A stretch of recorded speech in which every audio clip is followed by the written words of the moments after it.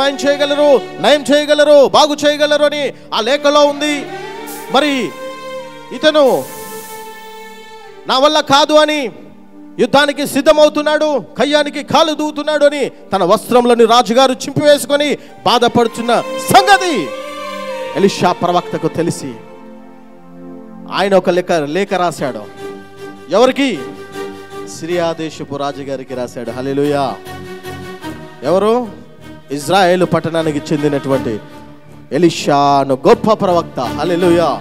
ఏలియా యొద్ద శిష్యరికం చేసినటువంటి అదే ప్రవక్త, 200 అభిషేకం పొందుకున్నటువంటి అదే ప్రవక్త, 14 అద్భుతాలు చేసినటువంటి అదే ప్రవక్త ఒక లేఖ రాశాడు. రాజా, నయమాను కలిగిన రోగము బాగు చేయగలిగినటువంటి ఒక గొప్ప వ్యక్తి ఉన్నాడు, పంపించు మీ సైన్యాధిపతిని నా యొద్దకు అని లేఖ రాశాడు. హల్లెలూయా, హల్లెలూయా. మరి ప్రవక్తల